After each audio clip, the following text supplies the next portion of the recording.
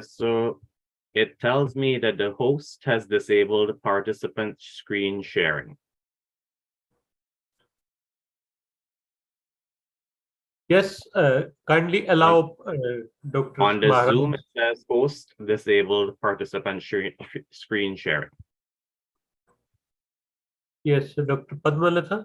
Yes, sir. Allow Dr. Maharaj Yes, sir. to share the screen, please. In the meanwhile, just if anybody can introduce Dr. Maharaj from the hosting college.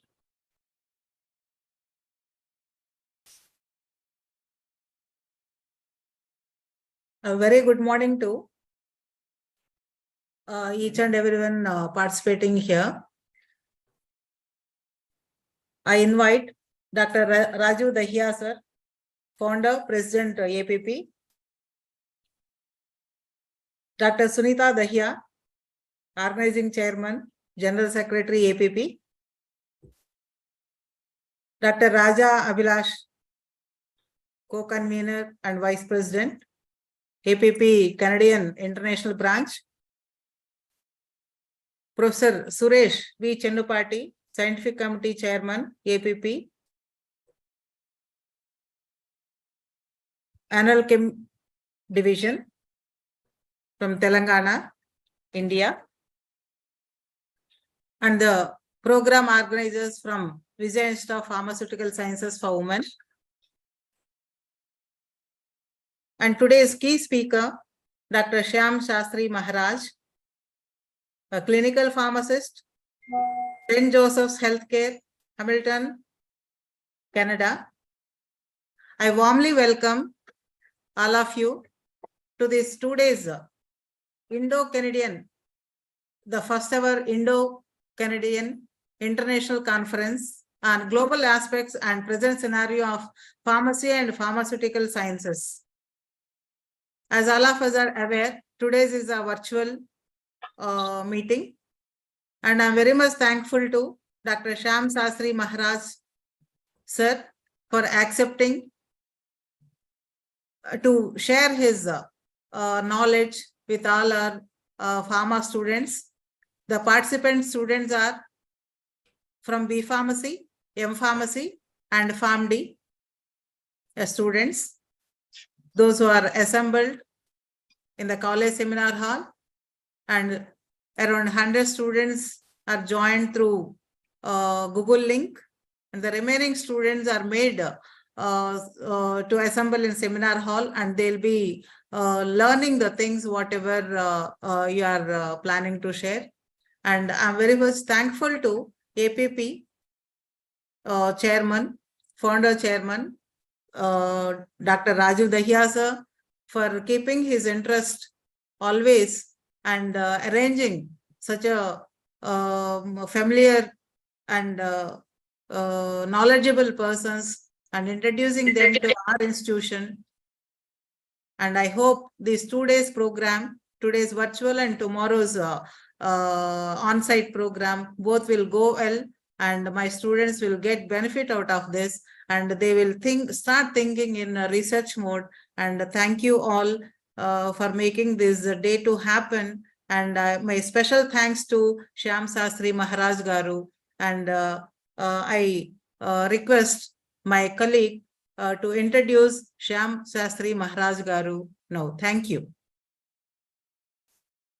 Before introducing... Thank you very much for the introduction.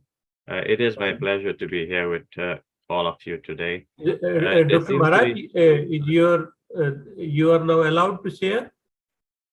No, there seems to be a problem with the Zoom. I keep getting the message host disabled participant screen sharing. Kindly see so that Dr. Maharaj can share his screen. In the meanwhile... Yes, sir. Yes, sir. They are trying, sir. Okay. In the meanwhile, I welcome all of you in this 2 days first Indo-Canadian International Conference on Global Aspects and Present Scenario of Pharmacy and Pharmaceutical Sciences. So first day is today is virtual, followed by tomorrow face-to-face sessions. Today there will be one session, which will be delivered by Dr. Shyam Shastri Maharaj from St. Joseph Healthcare, Hamilton, Ontario, Canada. Session will be chaired by Professor Ronald Darwin from Wells Deemed to be University, Pallavaram, Chennai, and Professor Piyush Mittal from Tirthankar Mahavir University, Moradabad, Uttar Pradesh. And tomorrow there will be two more sessions face-to-face, which will be from Professor S.V. Rajendra from Maliki College of Pharmacy, Bangalore, and Dr. Sunit Sahu from Department of Pharmaceutical Sciences, Utkal University, Bhubaneswar. So hope all the three sessions will be useful for the attending students, staff members, and they will be able to implement the novel ideas in their projects. So keeping so here taking no more time, I now hand over to the hosting college staff. Thank you. Okay, so you should be able to see my screen now, can you? Yeah, it is visible. Very good. Thank you very much. Okay, so everyone, I am a clinical pharmacist. I practice in Hamilton, Ontario, Canada, as the introducing committee already pointed out.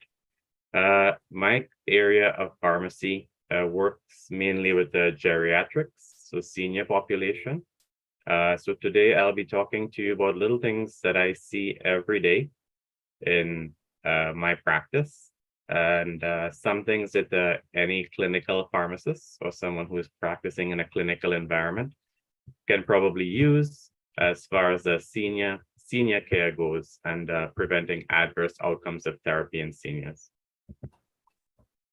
So for today's talk, we'll look at a few objectives. And again, these objectives align with what a clinical pharmacist would do, collecting and using information from a patient history, conducting a fair medication trial.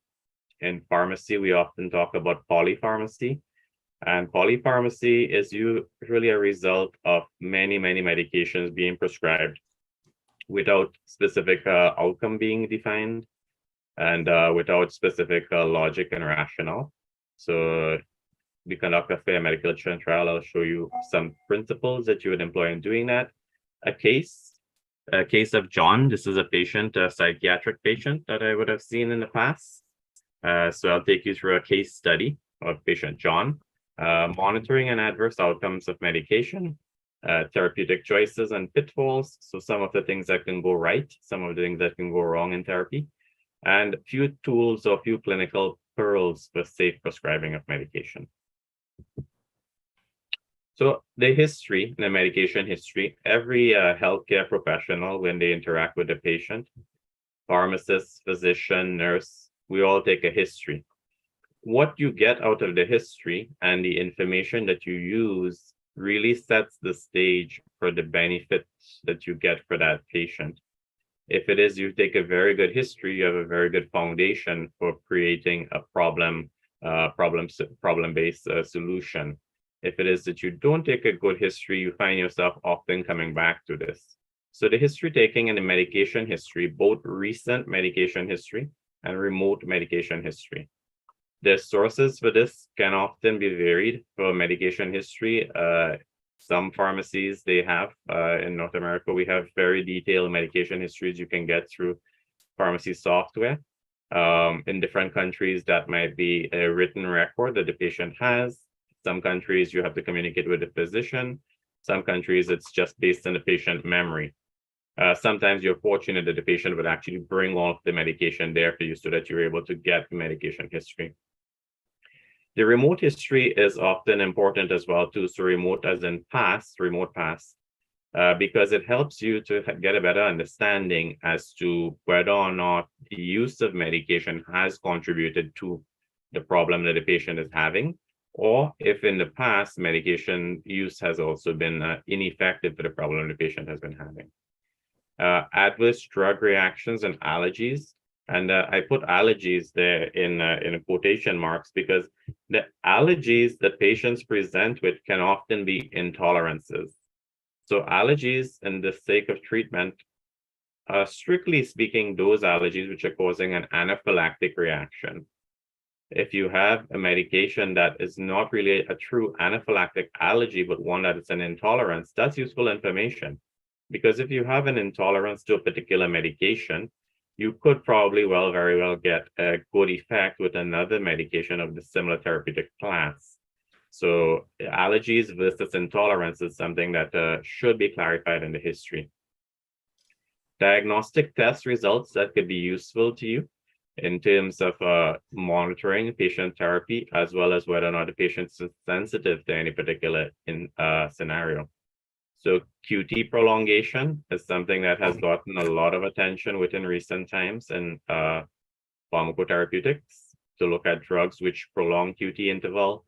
And a patient who has a baseline long QT is at greater risk for further QT prolongation and such unfortunate outcomes such as torsades. Electrolyte levels to make sure the patient is from the history, patient has good electrolyte levels. Any blood cultures, if it is that you're treating with antimicrobials, and any drug levels, if it is available, if it is that you plan to do any therapeutic drug monitoring. Medical comorbidities that a patient may have, so past medical conditions that are related to the condition you're treating today, and medication trials, which are effective or not effective. So it's on the subject of medication trials and identifying medication-related problems that I want to spend a couple of minutes. So medication-related problems are the key initiating point for pharmacotherapy. If it is you can find medication-related problem, then you're able to find therapeutic approach, or you're able to select your therapeutic choice. So it can be a medical condition that requires new or additional drug therapy. It could be polypharmacy. Patient could be taking too much medication. It could be a drug which is now contraindicated based on the patient's medical status. If it is that they have QT prolongation, if it is that they have poor kidney function, if it is they have poor liver function, if it is that their hematological indices are in a danger zone, these can all be medication-related problems indicating that you need to modify therapy. Simply speaking, sometimes when you have either lack of effect or side effect of medication, it could be either you have the correct drug and the dose is too high or the dose is too low, adverse drug reactions occurring, patient not taking the drug correctly, or either some sort of drug interaction, be it between other drugs, be it between food, or be it within disease.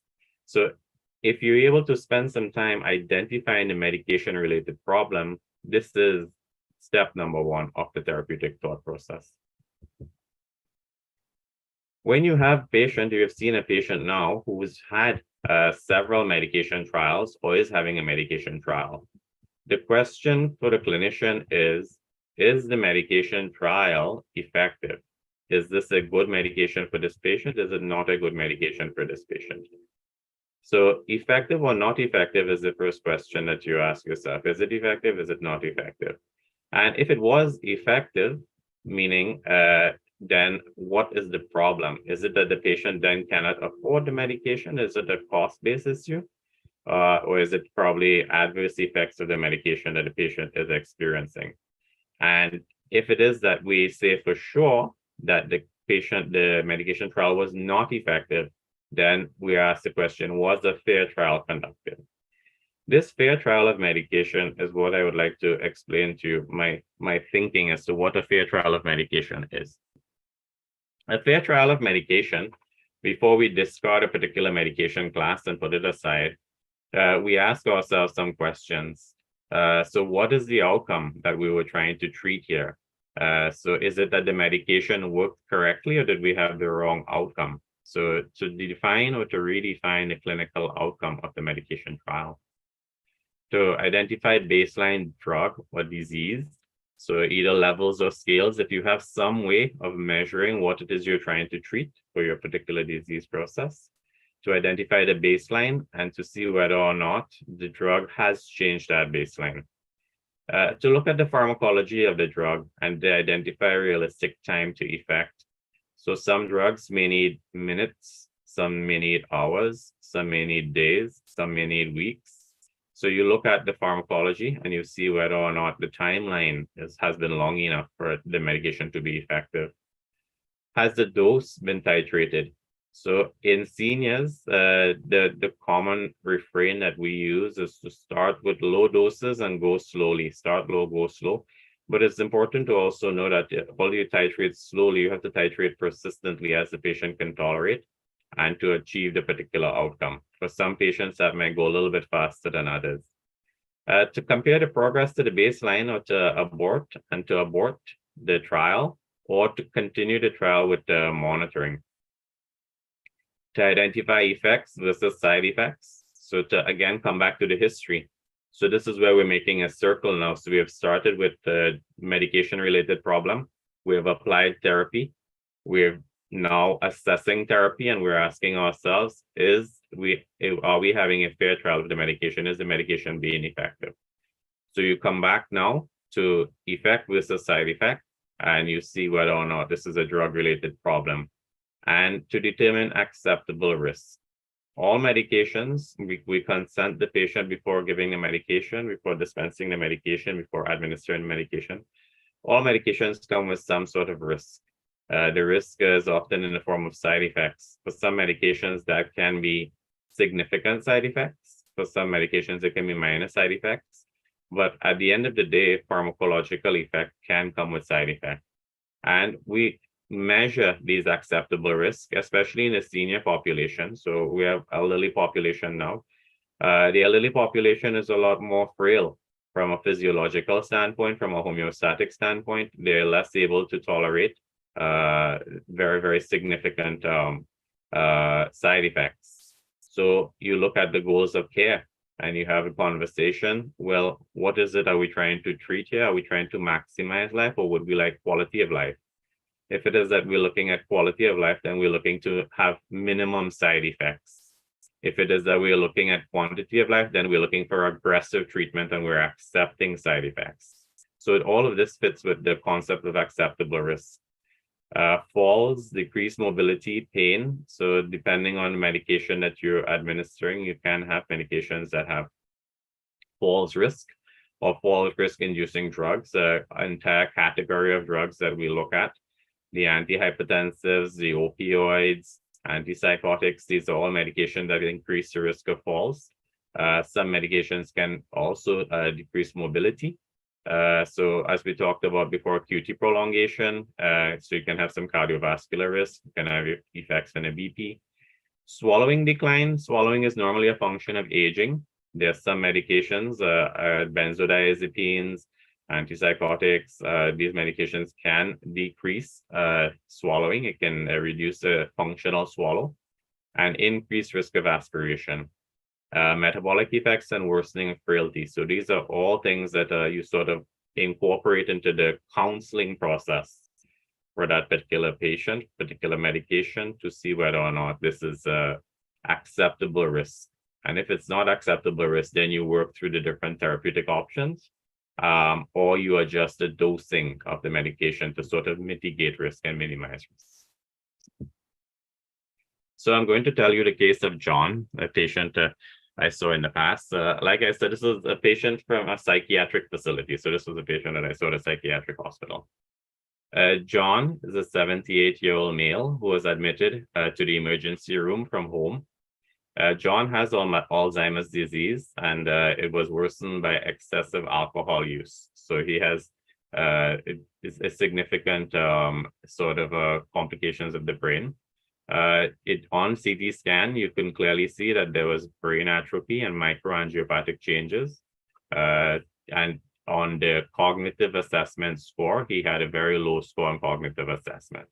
So John is having Alzheimer's disease, significant cognitive impairment. We assess the patient. On interview, the patient is confused, very erratic behavior. Physical examination shows no falls, no bruises to the head. So nothing that can account for a sudden onset in cognition. And from the family history, this is not sudden. It fits the Alzheimer's pattern. patient was exhibiting combative behavior when it is you saw him. And again, at the end of the day, wandering with some sundowning, so a typical Alzheimer's pattern of the patient. So the diagnosis for this patient was behavioral and psychiatric symptoms of dementia, or BPSD. Again, collateral history is telling you that the family has a hard time managing him at home, exhibits violent and aggressive behaviors, being inappropriate with family and with neighbors, and damaging things in the house. So dementia is part and parcel of senior care. Significant number of patients as they get older, patients, depending on the type of dementia, you have vascular origin, you have Alzheimer's origin. So depending on the type, so 70s, 80s, 90s, these patients all have some component of this patient population will develop dementia. They are not a homogeneous population, so every patient presents differently. So it's difficult to say that this is the treatment that will treat everyone. They are a false risk. So as we were mentioning in previous slides, as with aging and frailty, the patient has increased risk of falls.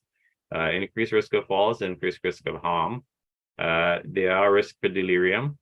So again, you're dealing with a frail individual physically as well as mentally. So this is a person who can potentially get delirium quite easily. Heightened risk for extrapyramidal syndrome or extrapyramidal effects. Yes, they have a heightened risk. All of the elderly patients, they have to be treated very, very carefully, or they can get stiffness, cogwheeling, these sort of things that you would see as side effects of antipsychotics. Aspiration risk, yes. Patients with dementia, patients with Alzheimer's, most seniors, they develop some decrease in swallow. With decrease in swallow, it can also be compounded by medication side effect. The medication makes it worse. And this gives them greater risk for aspiration pneumonia, gives them greater risk for aspiration choking. So they often require diet modification. A speech language pathologist, if available, would be very, very helpful for assessing these patients. And the majority of the treatment trials are N of 1. So randomized controlled trials for this patient population, they do not exist because, as we said, it's not a homogeneous population. Every patient is different. There are many limitations for medication use in this disease. And truthfully, the biggest successes are with non-pharmacological effects. And a lot of behaviors that can happen in dementia, it's difficult to treat them with pharmacological solutions. So all of these things listed here are considered to be pretty normal behavior in dementia, because the individual is sort of unlearning and they're sort of reversing in terms of their cognitive abilities. So until you reach a point where the person is at significant risk to themselves, harm to themselves and harm to others, there are limited uses of pharmacology, and non-pharmacological approaches what is encouraged. So in Canada, we use a protocol, we call it PIECES protocol, and each one of the letters there, they focus on different things that individuals may respond to. And it's called person-centered care, trying to reach that individual and trying to understand, well, why are they reacting the way that they react? Understanding that they have sometimes less ability to communicate as you go through dementia, understanding that they have sort of heightened sensitivity to certain things, understanding that they're confused and they're not able to sort of express everything that is happening to them. So to find the person that's within that individual, to relate to the person's history, if family can provide, family, friends, anybody can provide history, collateral, you sort of understand who that person is. You look at the environment that the person is in, and you try to do things that make them more comfortable, things that make them less confused, to sort of understand if there's any emotional response that can be treated, be it an anxiety response, to look at the intellectual and to see what the person can do and to still promote that individual response, and to look at physical things such as pain, anticholinergic drugs, drugs that can be used, and medications which could be contributing to side effects and adverse effects, as we talked about before. Adverse effects can sometimes precipitate negative effects on cognition. So looking to see if there are any mental CNS drugs which can be causing mental side effects that can be reducing cognition, causing more confusion, that sort of thing. Put these individual pieces together, and you make an action plan for what you can do for this individual non-pharmacologically. So focus on issues of safety for individual and safety for those around them who have to provide care, who have to give support. It try to control the environment as much as possible, make sure it's safe. Again, reduce things that can contribute to falls, reduce things that can contribute to harm for individual, and maintain a routine. A lot of times, unlearning things cognitively, the individual responds very, very well to have a clear personal routine. That this is the way they like to do things. They've woken up early every day of their life. They have not woken up early every day of their life, sticking to that routine and sort of managing that. So looking now at the therapeutic choices for individuals who have aggressive behavior, physically aggressive behavior, and psychosis. So if there's true psychosis, if it is the GUI seeing an individual who has a clear psychosis, hallucination, seeing things that are not there, believing things that are not there, hearing things that are not there, antipsychotics are usually the go-to for this individual. The antipsychotics that we use, they traditionally divided now between atypical and typical. The dosing range for antipsychotics in the elderly, for a condition such as BPSC or for any condition for that matter, they start in the very low end of the dosage range. So very, very tiny doses, and you always start with a test dose of medication because the antipsychotic, the category of drugs antipsychotic can produce extrapyramidal side effects. So to help to prevent that and to sort of minimize any sort of extensive side effect, we administer a test dose. So you start with the smallest possible dose that you can give, and you go slowly, but you continue going, you titrate this medication. Looking preferentially towards atypical antipsychotics, because the typical antipsychotics are known to have a greater risk of extrapyramidal side effects. In individuals who are not responsive to antipsychotics, we would then turn to antidepressants or the SSRIs with the intention of trying to treat mood-related symptoms or anxiety-related symptoms or things that are prodromal to agitation. So SSRIs is very, very useful in the management of agitation and paranoia. And those individuals who have a limited ability to communicate, so poorly verbalized mood disorder. Trazodone is also a mood agent separate from the SSRI, which again, low doses helps to manage aggressive or agitated behavior associated with dementia. So I want to take you now back to the pharmacokinetics and the pharmacodynamics of how we're making these decisions. Drug disposition is something that changes as we age. A young individual, and these young individuals are usually the ones that are the target population, or they're the ones who are the catchment population for most clinical studies or randomized control trials. The elderly usually underrepresented in these clinical trials, and the elderly usually tend to have a smaller representation or no representation. So the drug disposition or the kinetic profile of the medication does not necessarily fit very well with the elderly. So when looking at aging, a patient who has been using a lifelong dose of a medication, this patient becomes a bit of a clinical problem because the body is aging, the dose is remaining the same. So you end up with a mismatch, and this is something that has to be adjusted. You have decreased metabolic capacity and increasing incidence of toxidromes in the elderly. So you look at an individual and you try to sort of mitigate by, again, adjusting doses or doing more frequent monitoring. Polypharmacy leading to induction or inhibition of target medication. So the polypharmacy always becomes a problem, and you try as much as possible to clean up medication as you go along to make sure that you're sort of getting the medication profile as clean as possible with medications that are no longer required or medications that haven't achieved a fair trial, that have achieved a fair trial, but have not achieved a good outcome. From the pharmacodynamics point of view, there's increased sensitivity to more free drug in the elderly, such as the benzodiazepine. You have individuals being more sensitive to this medication. You have less drug binding and also change in receptor occupancy and clinical effect of the medication. So these individuals, you tend to find little more potential for side effects because the receptor occupancy is a little bit different.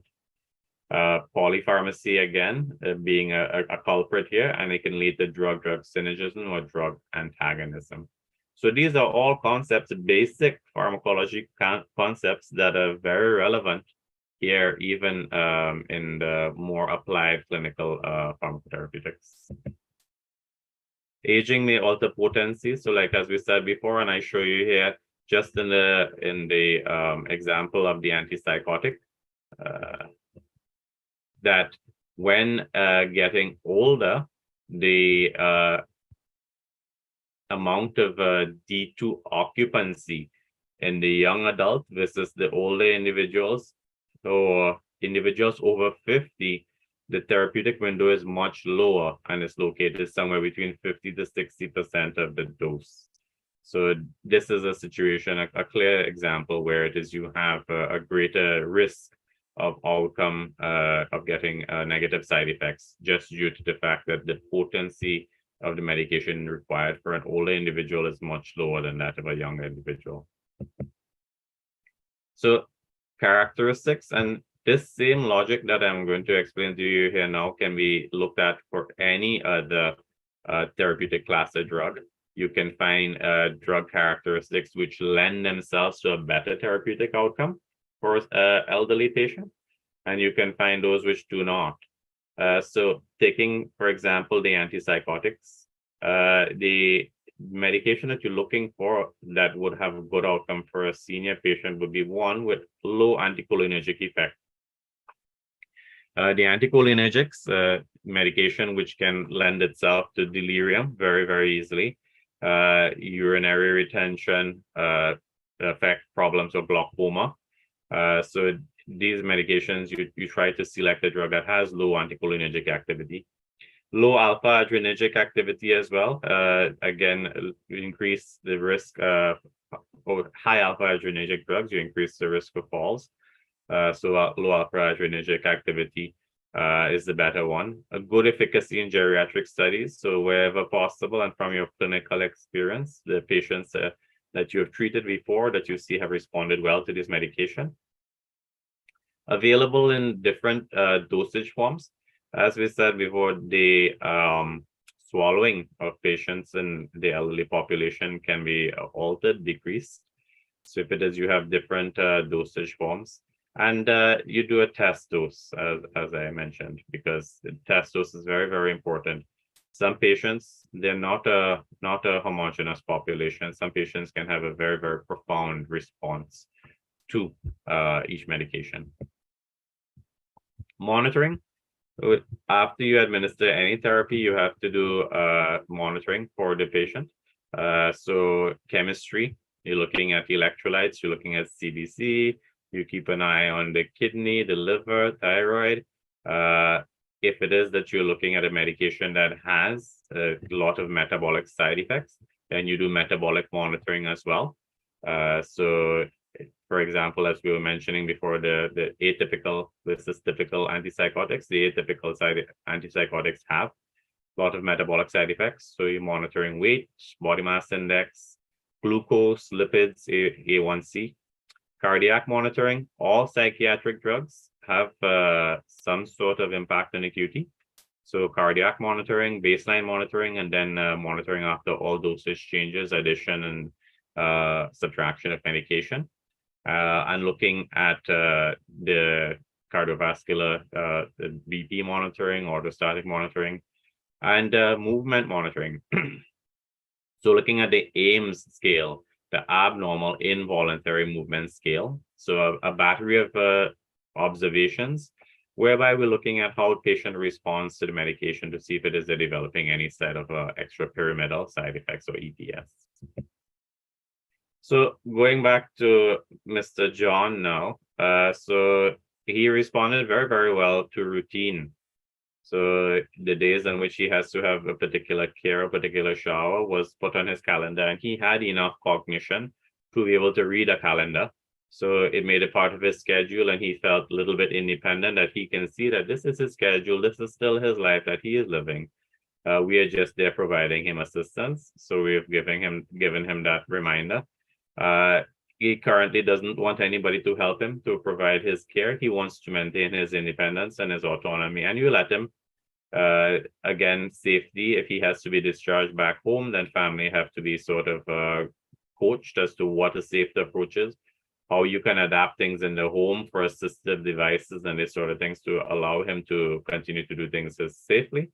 Cooperative with medications and vitals, but he is angry and irritable when you're invading his personal space or autonomy. So if you go back to the pieces protocol as we were mentioning there, this is normal. It would happen to any one of us as well too. We would be a little bit angry if we don't understand what is going on. So you use gentle, persuasive approach when approaching an individual like this, when you're going into their space, to say, this is who I am, this is what I'm trying to do, I'm trying to help you. And John was very, very sort of responding to that. So the medications for discharge for him, melatonin. In Alzheimer's disease, there often is deficiency of melatonin. This can result in day-night reversal and sleep disturbances. So we gave him melatonin. That helped a little bit with his sleeping. Used an antipsychotic just to help to decrease the potential for irritability and aggressive behavior. With the use of quetiapine, the doses were gradually increased.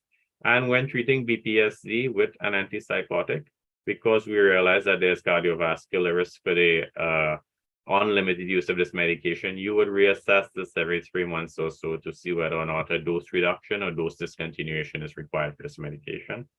And the use of SSRI, so citrulline, was very, very effective in terms of helping to manage mood symptoms and irritability for Mr. John. So I just want to talk to you now as we sort of going into the ending part of the talk about some clinical pearls, how we respond to different situations. The name polypharmacy has come up lots of times during the talk, and I'm sure that you also would have discussed this in your own environment. Polypharmacy is really the culmination of overprescribing. And the antidote to polypharmacy, if you want to look at polypharmacy as a problem, the antidote to polypharmacy is simply deprescribing. You have to reduce the use of medication. Polypharmacy can be harmful to patients in many, many ways. It's harmful from a cost benefit. Patients who have to have many, many medications, it costs them a lot of money. Or if it is that there's an insurance scenario, something that costs the insurance company a lot of money. Either way, there's a cost complication. Polypharmacy, when looking at the potential for things to interact, the more medications you have, the more drug interactions you have. Polypharmacy becomes a compliance problem. You have to remember to take more medications. Polypharmacy can lead to subsequent problems in terms of adverse outcome of medication. So how do we define polypharmacy? Many different resources have different definitions for polypharmacy. Some say 5 or more prescription medications. But either way, it's inappropriate prescribing combined with a slow adoption of deprescribing. So it contributes to potentially serious drug-drug interactions and adverse drug events. It increases with age, and also it increased prevalence of multimorbidity. So don't get me wrong, some of this is rational. If it is, you have somebody that has many multimorbidities, then they will consequently take many medications.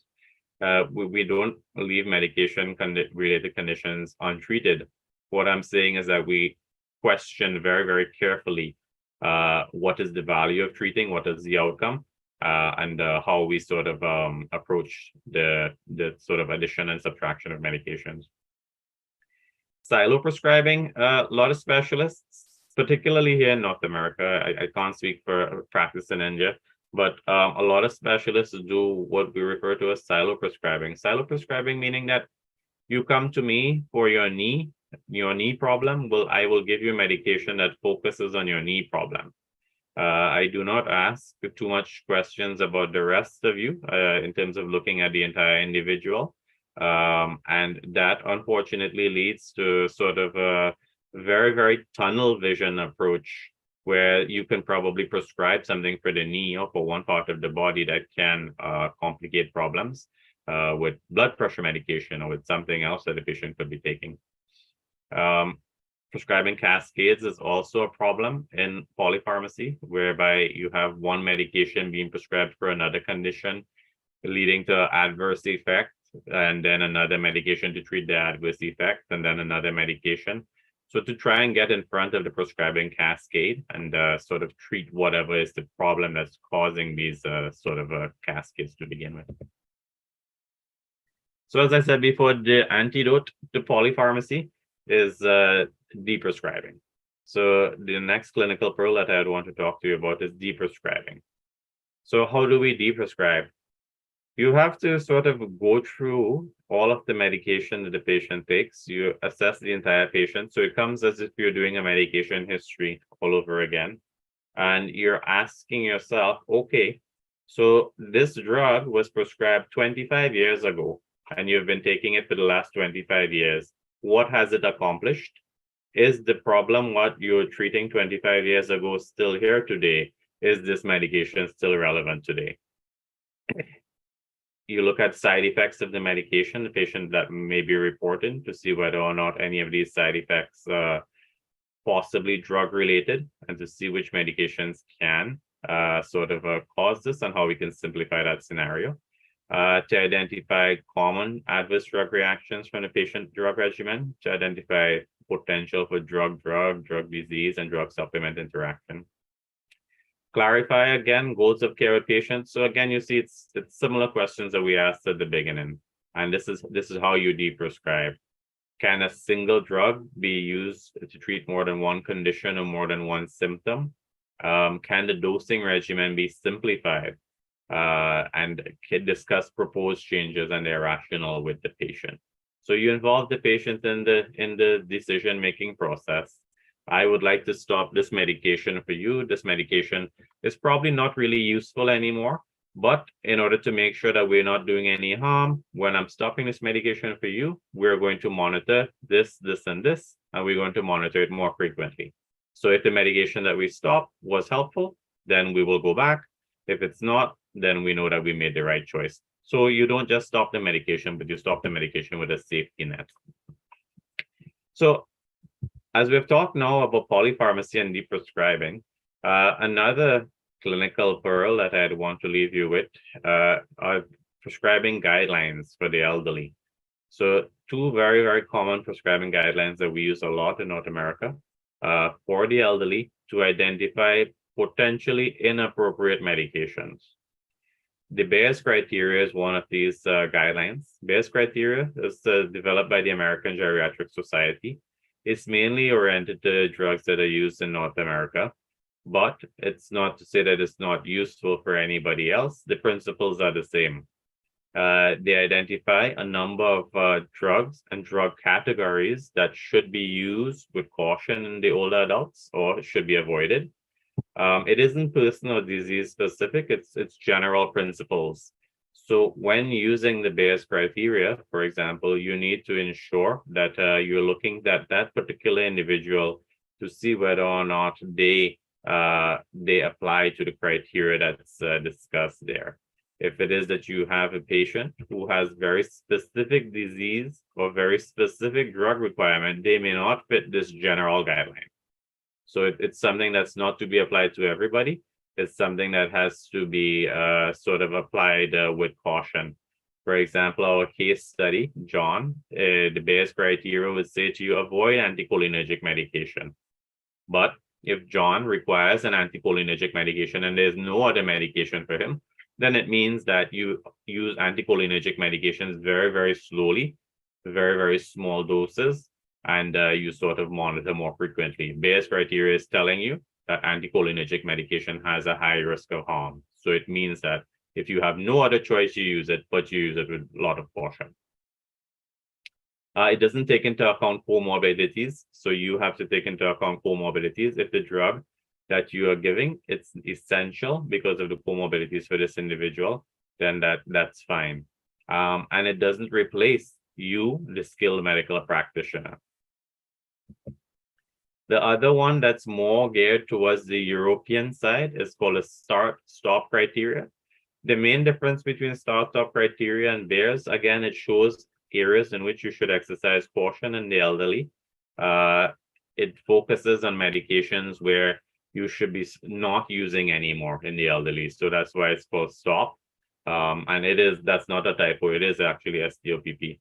And it focuses also on medications which may be of value in the elderly. So medications which you should start.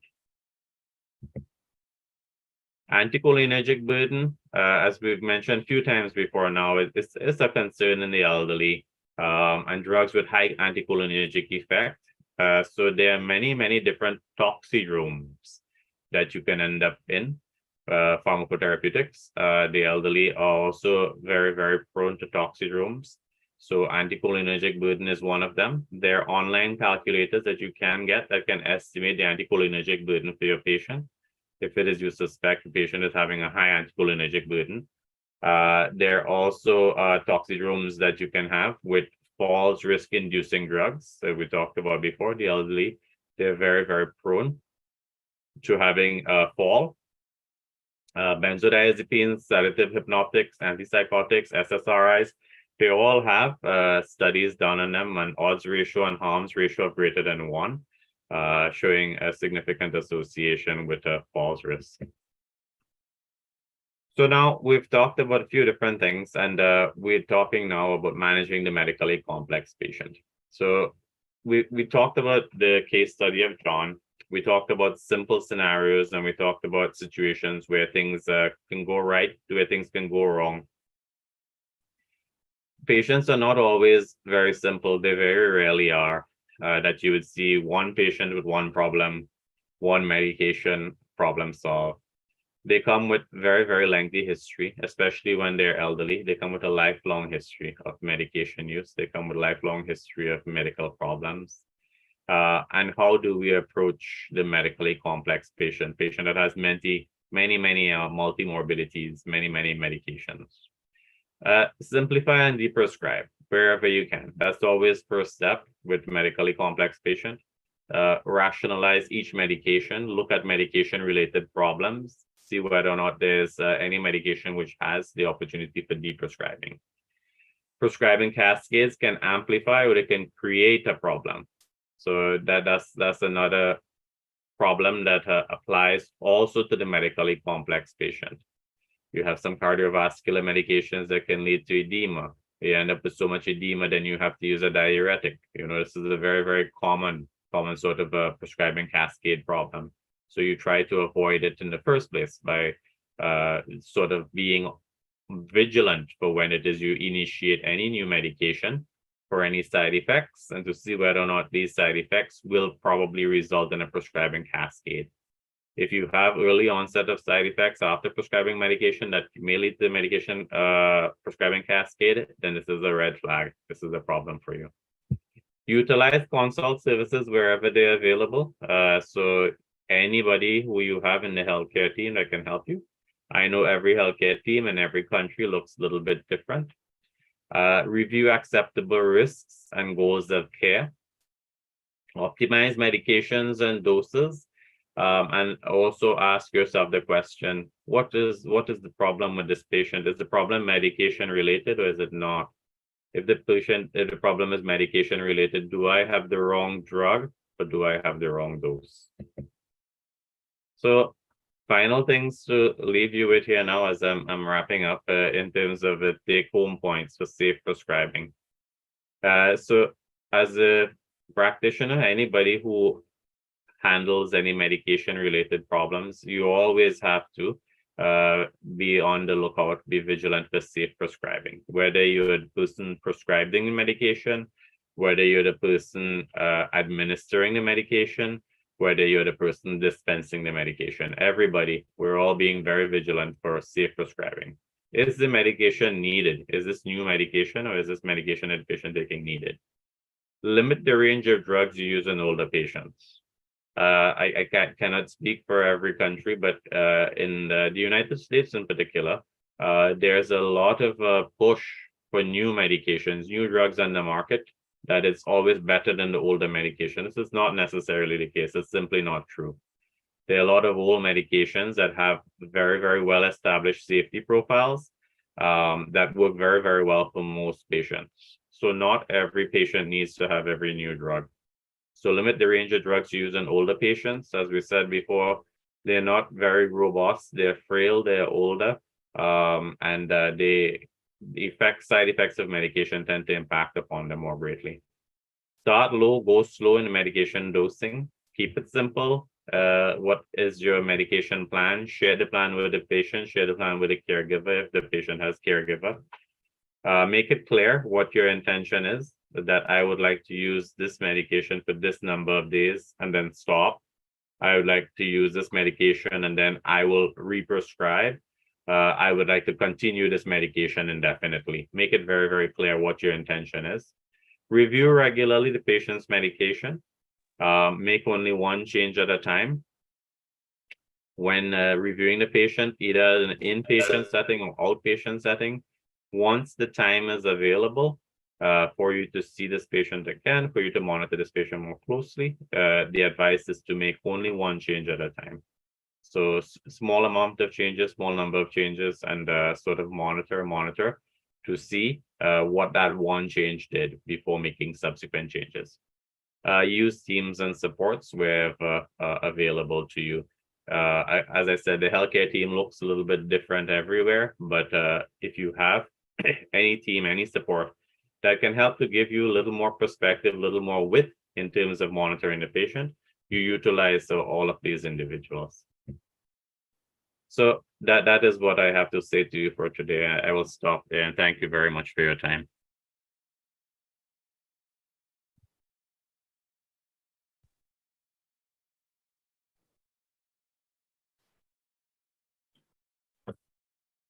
Thank you very much, sir. I would like to call upon Dr. Purushottam Reddy to give a brief note on the talk and the benefits about this program.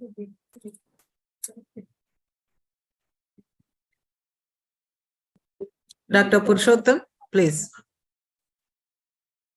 Is it audible, ma'am? Hello, is it audible, madam? Audible. Thank you, madam. Thank you for your voice. First of all, I would like to thank for the today's program to bring to our notice and giving such a informative section. First of all, I would like to thank for our principal, ma'am, Professor K. Padmalata Garu, and the APP President, Professor Raju Dahiya sir, for the opportunity to get a good interactive and valuable subject-oriented section with the Dr. Shyam Shastri Maharaj sir. Good morning, sir. Shyam Shastri Maharaj sir, and thank you very much for your presentation. It is highly informative and useful for our PharmD students. As a pharmacy practice faculty, really, even I can also understand so many subject aspects today, especially in the handling of psychiatric patients treatments, especially in geriatric patients, how the treatment prescribing patterns are required, and what as a clinical pharmacist you want to monitor in the patients, how you want to make safe prescribing to the geriatric psychiatric patients. Of course, in our hospital setting also, we have well-established psychiatry specialization, and we have routine postings to psychiatry department, and we are also monitoring the psychiatric patient prescriptions and observing the patient prescription drug-related problems. And we are noticing so many drug-drug interaction combinations and drug adverse drug reactions. Recently, we noticed one adverse drug reaction, fluoxetine induced what you call suicidal tendency in a high risk condition, geriatric schizophrenia patient. But sertraline use is limited in our hospital setting. Instead of that, the mood stabilizing agent like sodium valproic acid, they are mostly prescribing to the patients. Those are requiring for the mood stability. Of course, there are some differences in the prescribing pattern when comparing India and European or Canada, US like countries. Of course, most of the things are coinciding, and it is very informative and useful for our family students to practice in our hospital setting, especially in psychiatry department, sir. Thank you very much, sir, Shyam Shastri Maharaj, sir, for your valuable presentation and very informative section for our family graduates and family faculty. Thank you very much, sir. Thank Over you. to Thank you, Raju. Raju. Judges, if you have any question.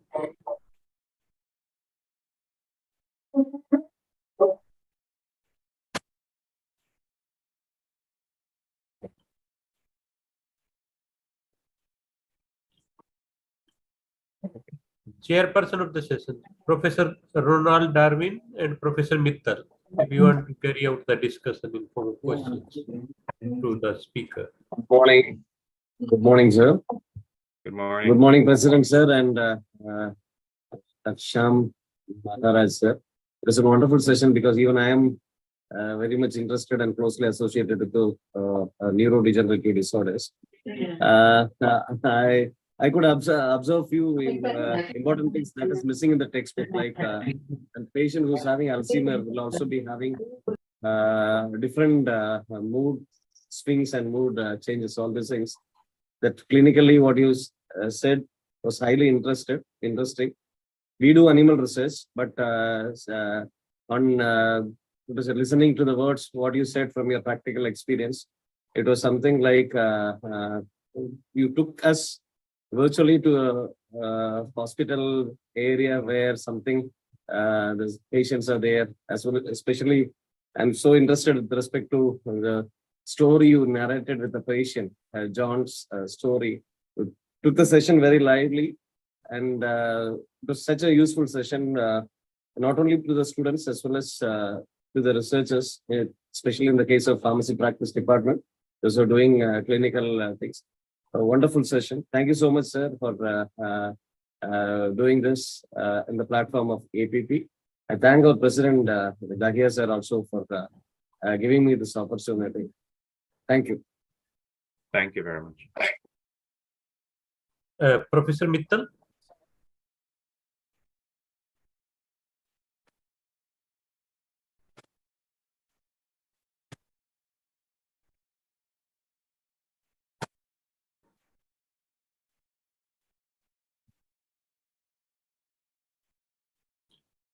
Okay, any questions from the students? Family students from VAPW,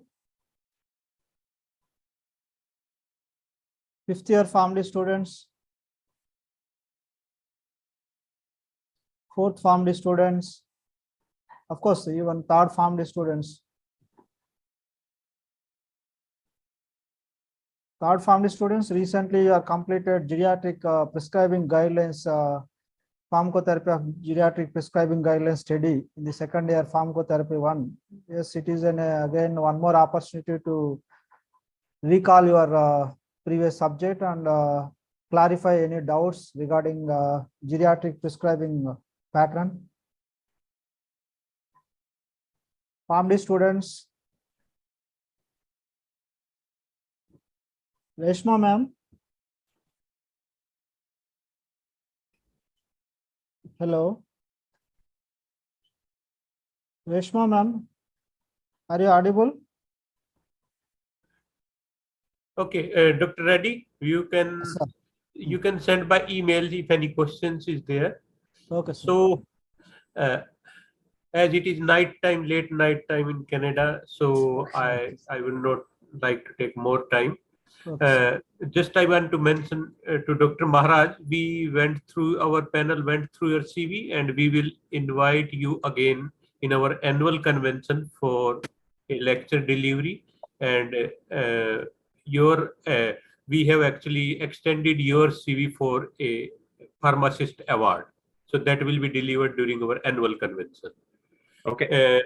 As far as this conference is concerned, we have 2 awards to mention, which will be delivered on the second day, tomorrow. One award is for the Professor Rajendra from Malige College of Pharmacy. He will be felicitated by Professor V. Chennupati, APP representative from as a national head from APP Analchem division, with the Innovative Researcher Award for his research achievement. And another award is for the Vijaya College for providing continuous quality education for women in the region. That will be Best Women Institution Award. That will also be felicitated by the APP representative tomorrow during the valedictory function. So if anybody have to discuss any point, Professor Mittal, you are audible? I think he has some issue. Okay, without taking much time, I extend my thanks to Dr. Maharaj for giving us the special night time for the lecture, and a e-certification will be sent by email, and we will hope for the future collaboration with you to educate us on these platforms. Thank you very much. Thank you very much for having me. Okay, take care. thank you, sir. Thank you very much. Okay then, bye-bye.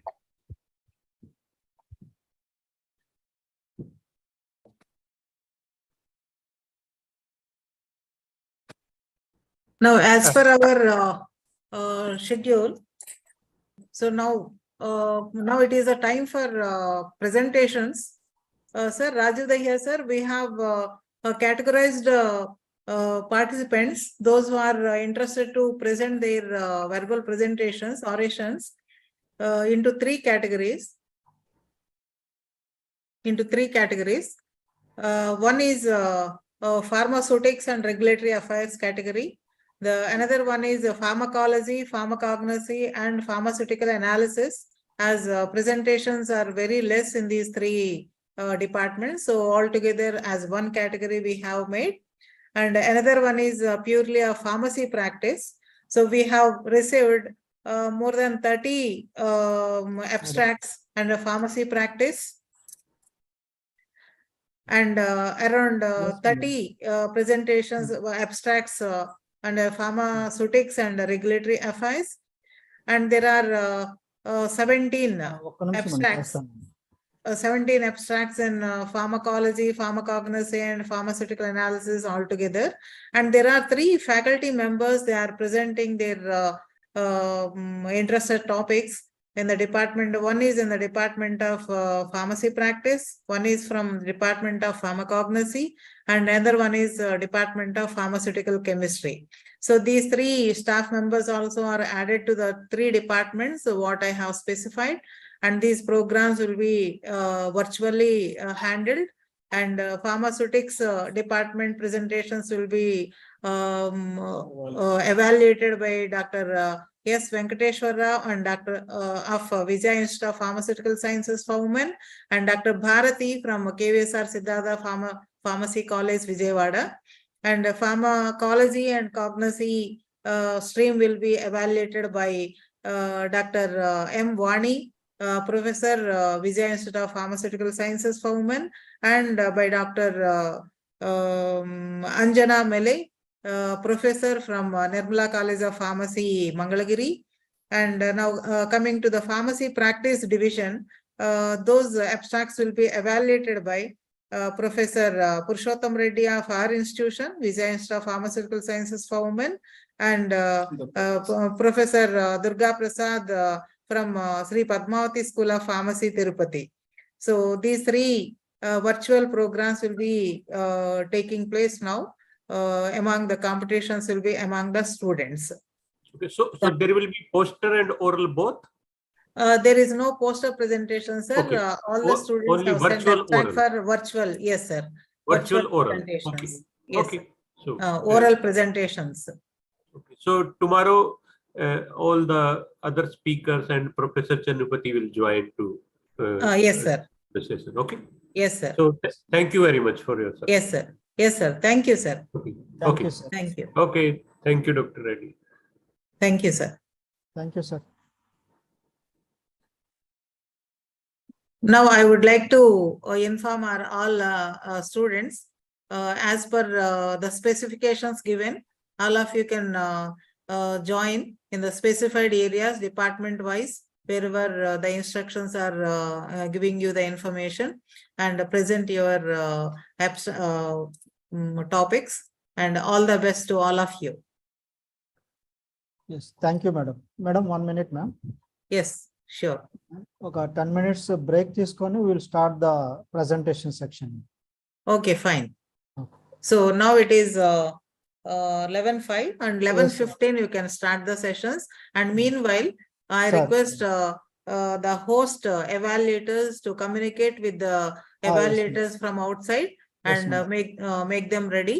Ah, Thank yes, you. ma'am. Yes, ma'am. Yes. Thank you, ma'am.